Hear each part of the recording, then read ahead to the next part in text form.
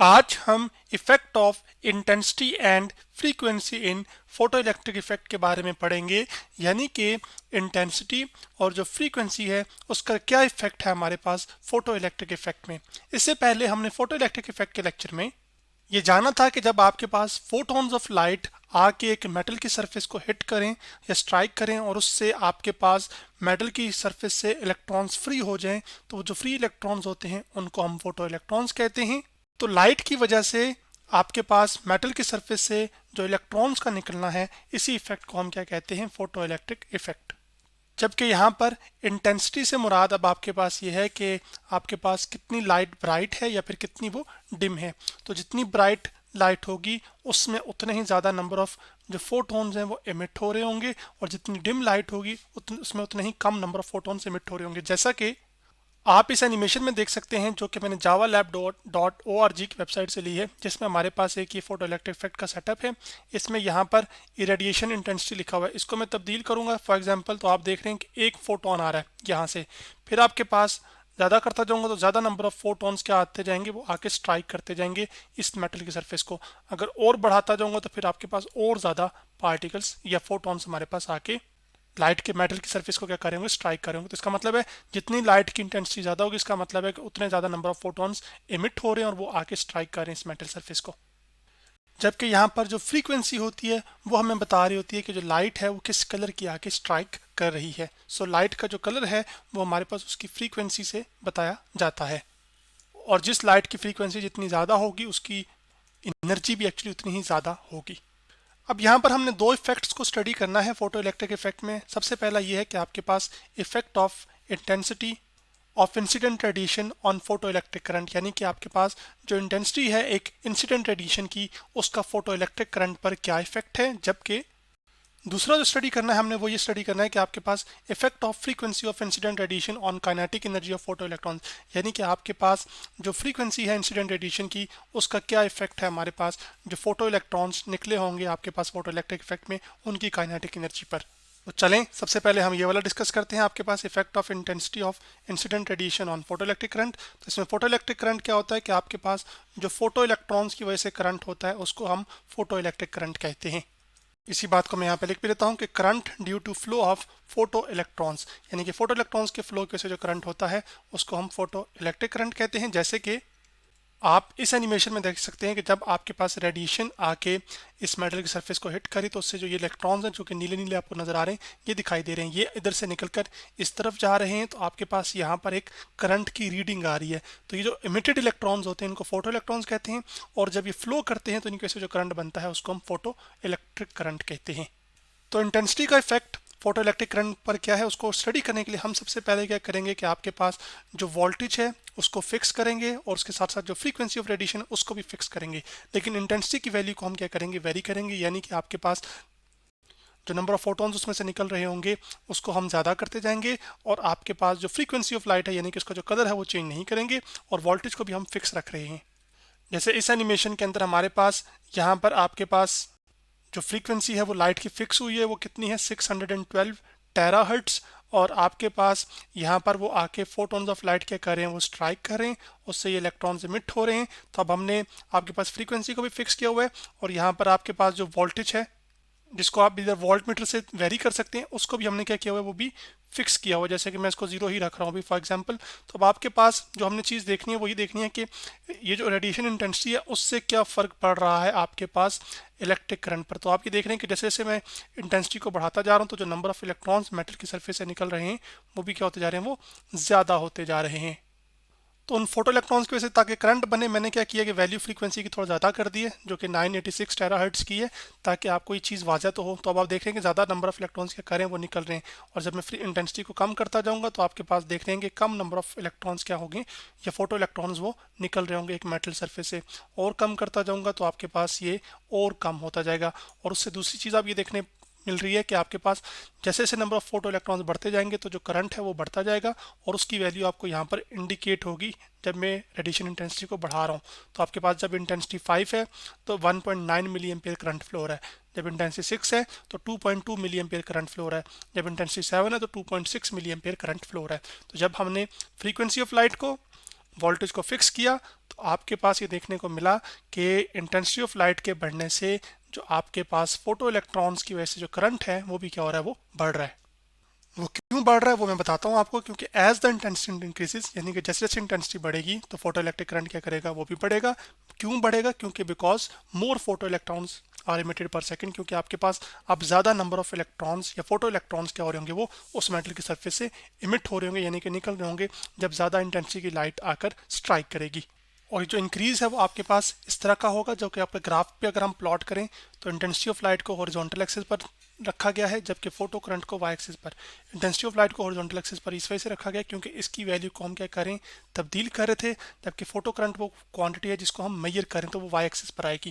तो आपके पास जैसे जैसे इंटेंसिटी ऑफ लाइट बढ़ती जा रही है तो आपके पास देखने को ये मिला एक्सपेरिमेंट के अंदर कि हमारे पास जो करंट की वैल्यू है फोटो करंट की, जो कि फोटो इलेक्ट्रॉन्स की वजह से है, वो भी क्या हो रही है, वो बढ़ रही है। तो फॉर एग्जाम्पल मैंने ये 3 पॉइंट चूज़ किए, तो आपके पास अगर राइट साइड पे इंटेंसिटी की वैल्यूज बढ़ रही हैं तो फॉर एग्जांपल अगर ये इंटेंसिटी की वैल्यू थी तो आपके पास फोटो करंट फिर ये वाला होगा, वो जो भी वैल्यू होगी फॉर एग्जांपल। उसके बाद आपके पास अगर इंटेंसिटी की वैल्यू राइट साइड पे बढ़ी और तो आपके पास फोटो करंट भी क्या हो रहा है, वो बढ़ रहा है, जिसको आप यहाँ पे देख सकते हैं। इसी तरह तीसरी वैल्यू के लिए भी आप यही चीज़ कर सकते हैं। तो ऐसा क्यों हो रहा है, क्योंकि ज़्यादा इंटेंसिटी की लाइट से क्या होगा, आपके पास ज़्यादा फोटो इलेक्ट्रॉन्स एमिट होंगे पर सेकेंड। ज़्यादा इंटेंसिटी करने से ज़्यादा आपके पास फोटोन्स ऑफ लाइट मेटल की सरफेस को हिट करेंगे, उससे क्या होगा, ज़्यादा फोटो इलेक्ट्रॉन्स निकलेंगे और ज़्यादा फोटो इलेक्ट्रॉन्स की वजह से ज़्यादा करंट होगा।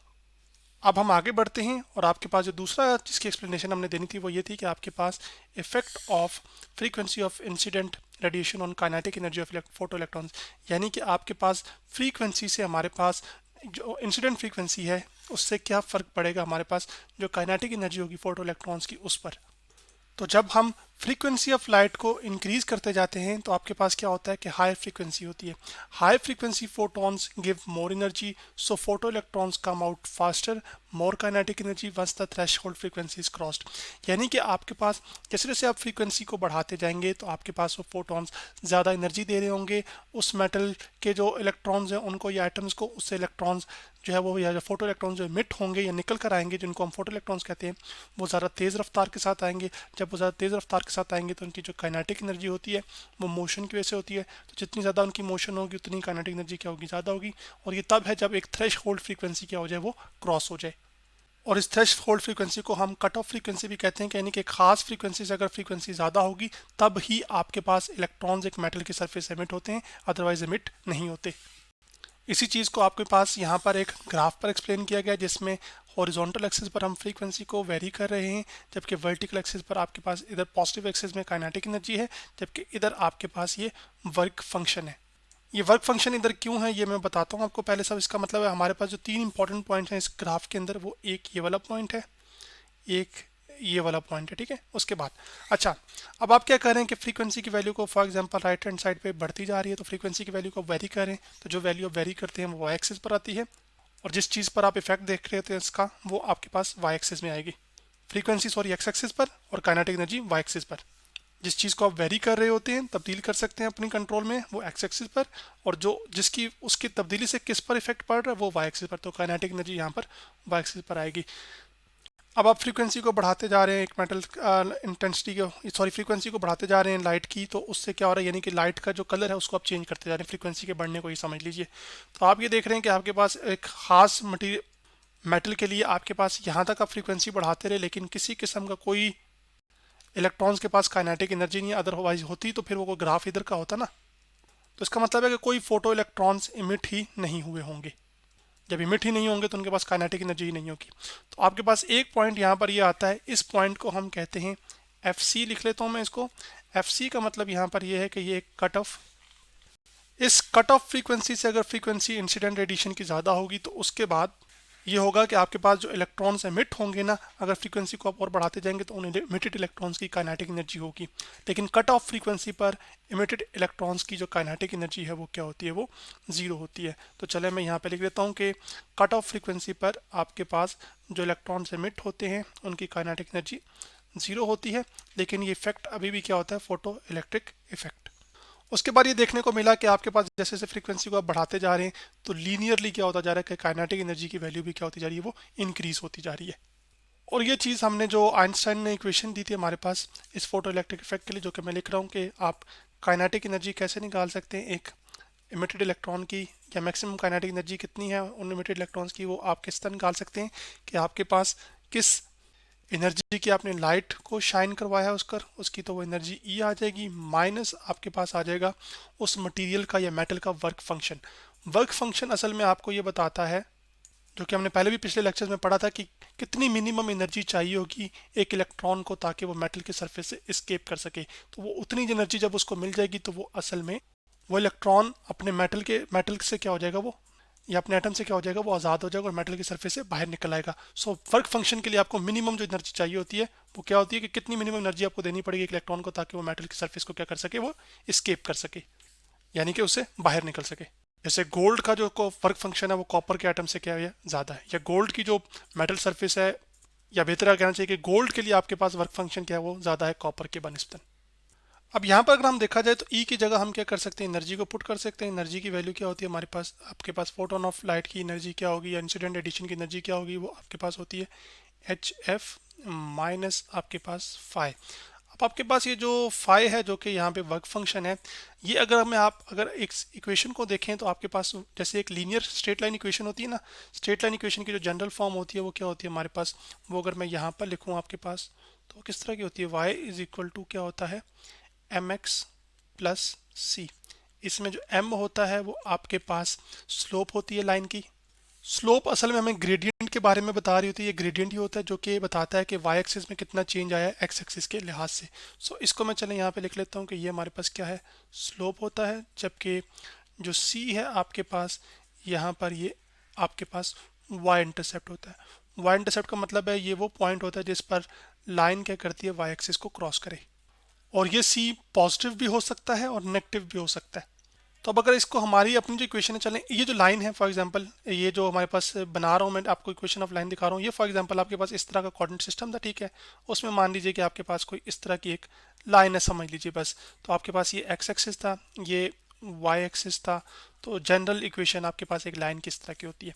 अच्छा, इसमें अगर एक्स देखें तो आपके पास वो एक्स एक्सिस पे क्या हमारे पास फ्रीक्वेंसी है, तो वो समझ आ गया कि ये आपके पास एक्स है जो वेरी कर रहा है, ठीक है। अब जैसे मैं इस इक्वेशन की बात कर रहा था ना, हमारी इक्वेशन तो ये, इसको अब हमने कंपेयर करना है इसके साथ। तो आपके पास f की वैल्यू क्या है वो आप तब्दील कर सकते हैं ना, तो वो x एक्सिस पर आ रही है ना, तो इस इक्वेशन में भी वो आपके पास इसी तरह से। इसका मतलब है कि जो f है हमारे पास इस इक्वेशन के अंदर वो किसको रिप्रेजेंट कर रहा है, वो आपके पास रिप्रेजेंट कर रहा है, समझ लीजिए कि x को। काइनेटिक एनर्जी किसको रिप्रेजेंट कर रहा है, y को। इसका मतलब है कि हमारे पास इस लाइन की ये जो h है ये एक्चुअली क्या है, ये स्लोप है। तो मैं लिख सकता हूँ कि आपके पास ये जो लाइन हमारे पास है, इसकी जो m जिसको मैं स्लोप कह रहा हूँ वो हमारे पास h है, जबकि h क्या है, ये आपके पास एक प्लैंक कांस्टेंट है, और प्लैंक कांस्टेंट की वैल्यू क्या होती है, 6.634 मल्टीप्लाई बाय 10⁻⁻34। साथ ही एच का यूनिट आ जाएगा जो कि जूल सेकंड है। अब उसके बाद ये जो फाई है ये वाई इंटरसेप्ट है, और वाई इंटरसेप्ट यहाँ पर आपके पास नेगेटिव है। इसका मतलब है कि आपके पास वाई डायरेक्शन में नीचे जाकर आपके पास इस लाइन को जब आप थोड़ा सा ट्रेस करेंगे, तो ये आपको हमने खुद ट्रेस की हुई है, तो इस पॉइंट पर ये लाइन क्या कर रही है, समझ लीजिए कि इंटरसेक्ट कर रही है। तो ये असल में हमारे पास क्या है, हमारा वाई इंटरसेप्ट है जो कि नेगेटिव है, और ये वाई इंटरसेप्ट हमारे पास किस चीज़ के बारे में इंफॉर्मेशन दे रहा है, हमारे पास वर्क फंक्शन के बारे में, यानी कि ये कम से कम वो एनर्जी आपने देनी है ताकि जो एक इलेक्ट्रॉन है वो मेटल के सरफेस से निकल सके। अगर आप फ्रीक्वेंसी को यहाँ पर बढ़ाते भी जा रहे हैं तो वो फ्रीक्वेंसी की करस्पॉन्डिंग जो एनर्जी है वो इतनी कम है कि वो आपके पास वर्क फंक्शन को ओवरकम नहीं कर पा रही। इस पॉइंट पर जाकर वो आपके पास क्या होगा, जहाँ पे कट ऑफ फ्रीक्वेंसी होती है, आपके पास एक्चुअली जो एनर्जी ऑफ द लाइट है वो आपके पास इक्वल हो जाएगी किसके, आपके पास वर्क फंक्शन के। So energy of the radiation जब वर्क फंक्शन के इक्वल हो जाएगी तब भी आपके पास फोटो इलेक्ट्रिक इफेक्ट हो रहा होगा, और अगर एनर्जी ऑफ द रेडिएशन ज़्यादा होगी आपके पास उससे हमारे पास वर्क फंक्शन से, तो कुछ एनर्जी तो वर्क फंक्शन को कम करने में इस्तेमाल हो जाएगी, जो बाकी एनर्जी रह जाएगी वो असल में इलेक्ट्रॉन्स की काइनेटिक एनर्जी में क्या हो जाएगी, तब्दील हो जाएगी। लेकिन अगर जो energy of the incident radiation है वो कम होगी हमारे पास किससे, आपके पास वर्क फंक्शन से, जिसको मैं फाई से रिप्रेजेंट कर रहा हूँ, तो कोई फोटो इलेक्ट्रिक इफेक्ट नहीं होगा, जिसको मैं नो पी ई लिख लेता हूँ, यानी कि नो फोटो इलेक्ट्रिक, या पी एच ई लिख लेते हैं, नो फोटो इलेक्ट्रिक इफेक्ट। तो यहाँ पर हमारे पास हमें जो देखने को चीज़ मिली वो ख़ास ये मिली कि आपके पास जैसे जैसे हम फ्रीक्वेंसी को बढ़ाते जाएंगे कट ऑफ फ्रीक्वेंसी से, तो आपके पास जो काइनेटिक एनर्जी है वो इलेक्ट्रॉन्स की क्या होती जाएगी, वो बढ़ती जाएगी। क्यों? क्योंकि हायर फ्रीक्वेंसी का मतलब ये है कि आपके जो फोटॉन्स हैं उनके पास एनर्जी ज़्यादा है, तो मेटल के जो एटम्स हैं वो ज़्यादा एनर्जी को एब्जॉर्ब करेंगे, तो ज़्यादा जल्दी या ज़्यादा इलेक्ट्रॉन्स को क्या करेंगे, एब्जॉर्ब करेंगे। तो आपके पास इलेक्ट्रॉन्स को फिर ज़्यादा एनर्जी के साथ क्या करेंगे, अपने से बाहर निकालेंगे। और वो ये तभी पॉसिबल है जब एक कट ऑफ फ्रीक्वेंसी से फ्रीक्वेंसी क्या हो, ज़्यादा हो। अगर उससे कम होगी तो फिर आपके पास फोटो इलेक्ट्रॉन्स भी नहीं होंगे। तो आज हमने effect of intensity and frequency in photo electric effect के बारे में पढ़ा।